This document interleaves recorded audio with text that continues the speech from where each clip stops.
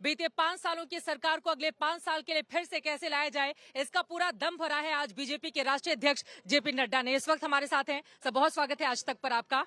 पूरी मेहनत हो रही है त्रिपुरा जीतने की। हम हर चुनाव में इसी प्रकार से मेहनत करते हैं और मैं ही नहीं करता हूं, हमारे भारतीय जनता पार्टी के आदरणीय प्रधानमंत्री जी से लेकर हमारे अमित शाह जी, राजनाथ जी, सभी वरिष्ठ नेता पूरी ताकत से लगते हैं। तो इस चुनाव को भी हम उसी तरीके से लड़ रहे हैं और पूरी ताकत के साथ हम इस चुनाव में उतरे हैं। डर है आप लोगों के भीतर, क्योंकि दोनों अगर पिछले साल का वोट बैंक हम देखें, वो जो वोट शेयर रहा था बीजेपी और लेफ्ट में बहुत फर्क नहीं था, लेकिन आप लोगों की सीटें बहुत ज्यादा थीं। इस बार ये कॉम्बिनेशन कहीं बीजेपी के लिए त्रिपुरा में मुश्किलें ना पैदा कर दे।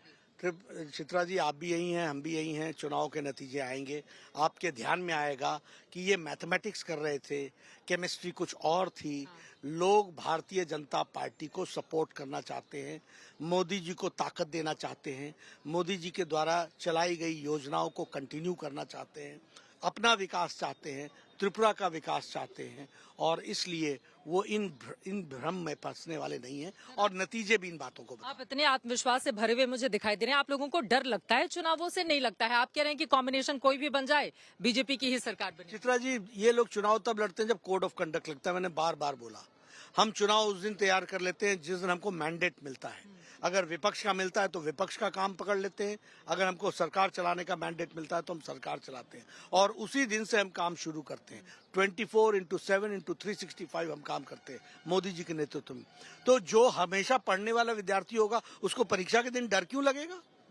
हम इसी तरीके से काम करते हैं और हम ही नहीं करते हैं, सभी लोग करते हैं, इसलिए कोई डरने की बात। राहुल गांधी ने भी बड़ी मेहनत की है। भारत जोड़ो यात्रा कन्याकुमारी से वो कश्मीर तक पहुंचे, लाल चौक पर पहुंचकर उन्होंने तिरंगा फहराया। तो राहुल गांधी मेहनत करेंगे तो यकीनन कांग्रेस पार्टी को उसका फायदा होगा। उनमें बहुत बड़ी उम्मीद वो देख रही है। अच्छी बात है, वो सोचें। अब मैं उनको ये तो नहीं बताने वाला हूँ कि उनकी कमजोरियां क्या क्या है, वो तो हम समय पर ही बताते हैं। लेकिन अच्छी बात है वो निकले, घर से निकले, ठीक है वो निकले हैं। लेकिन राजनीतिक दृष्टि से मूल प्रश्नों का उत्तर देने में कांग्रेस पार्टी अपने आप में कितनी सीरियस है, ये भारत की जनता जानती है। त्रिपुरा में एक तरफ कांग्रेस भी है, लेफ्ट भी है। ममता दीदी भी आ गई हैं। त्रिपुर सुंदरी मंदिर को लेकर के आप लोगों ने कुछ करवाया नहीं, यहाँ पर विकास का कोई कामकाज नहीं हुआ, मुख्यमंत्री आप लोग बदल देते हैं। तो ममता बनर्जी भी एक बड़ा फैक्टर है, क्योंकि बंगाल में हमने देखा था चुनाव में क्या हुआ था। तो उनका यहाँ पर आ जाना क्या आप लोगों का खेल बिगाड़ सकता है? और ये जो एक छोटी पार्टी त्रिपुरा जो पार्टी है, उसके बारे में अगर आप बता पाए, आपको लग रहा है कि जनजातीय समुदायों के मुद्दे को वो उठा रही है, तो ये पार्टी आप बीजेपी को डेंट कर सकती है? देखिए, 2-3 बातें हैं। सबसे पहली बात तो आपने ममता जी की है। ऐसा है कि हम विजन नहीं दे सकते ना, दृष्टि तो दे सकते हैं लेकिन विजन नहीं दे सकते। उनकी सोच, उनका सोचने का ढंग, माता त्रिपुरा सुंदरी पर कितना काम चल रहा है आपने खुद देखा होगा, आपने दर्शन किए होंगे, लेकिन उनको नहीं दिखेगा। उसी तरीके से उनको कोई ये जो हाईवेज बन रहे हैं ये कहाँ दिखेंगे? उनको कहाँ दिखेगा कि बांग्लादेश के लिए रेल के लिए 980 करोड़ रुपए दे दिए गए और आज कलकत्ता की डिस्टेंस 36 आवर्स से रिड्यूस होकर के 10 आवर्स हो जाएगी। ये उनको कहाँ दिखेगा? उनको कहाँ दिखेगा कि 5 साल पहले, चित्रा जी आप भी आई होंगी चुनाव में, आपने देखा वो छोटा सा एक एयरपोर्ट होता था, आज क्या भव्य एयरपोर्ट बना है और वो राजा साहब के नाम पर उस एयरपोर्ट को समर्पित किया गया है। हमारे इंटरनेट की दृष्टि से कनेक्टिविटी आज आप देख लीजिए। आज आप हमारे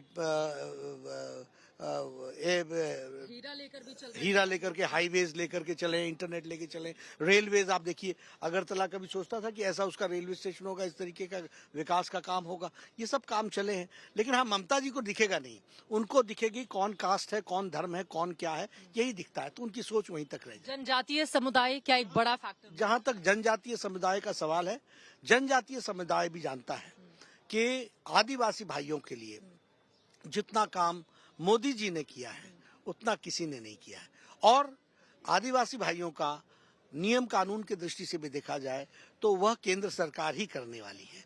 इसलिए आदिवासी भाइयों को भी हमारे ऊपर ही विश्वास है। ये पार्टियां आती हैं, नए नए लोग आते हैं, इश्यूज को उठाते हैं, इमोशनल करने की कोशिश करते हैं, लेकिन लोगों का विश्वास हमारे ऊपर है। ठीक है, आखिरी के 2 सवाल और मैं आपसे लूंगी। एक, ये जो फ्री की योजनाएं हैं, इसको लेकर अरविंद केजरीवाल पर लगातार आप लोग निशाना साधते हैं कि फ्री की बिजली पानी ये सब कर दिया।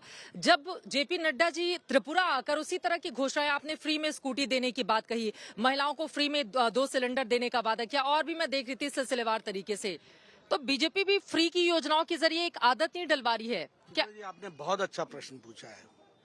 देखिए, there is a difference between free बीज एंड एम्पावरमेंट। हम फ्री बीज नहीं बांटते, हम एम्पावर करते हैं। हमने प्रधानमंत्री गरीब कल्याण अन्न योजना किसको दिया है? उन गरीबों को दिया है 80 करोड़ को, जो उनको भूखे सोना ना पड़े। ये एम्पावरमेंट है। वो भूखा नहीं सोएगा, मेहनत करेगा, काम करेगा, खड़ा होगा। हमने उज्ज्वला योजना दी है, किसको दी है? गरीब महिलाओं को दी है। हम 2 गैस सिलेंडर किसको दे रहे हैं?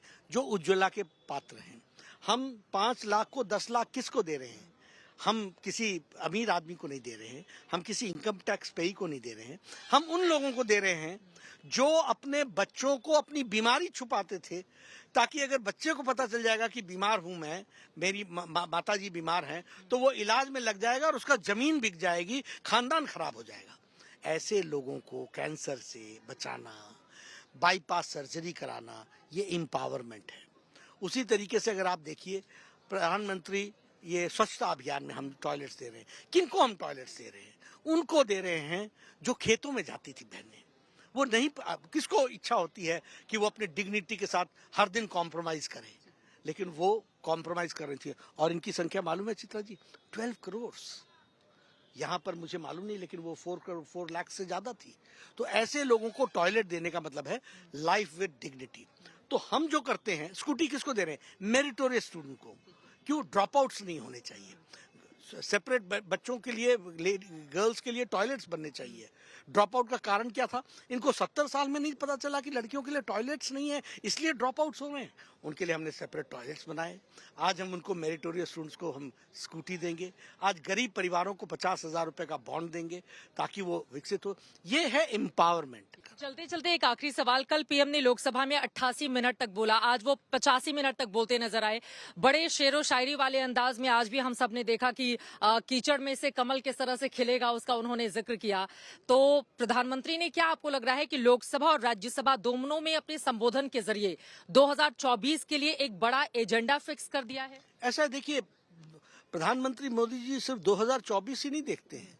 प्रधानमंत्री मोदी जी 2047 के विकसित भारत को देख रहे हैं, और उस विकसित भारत की नींव उन्होंने इस आत्मनिर्भर बजट के माध्यम से रखी है।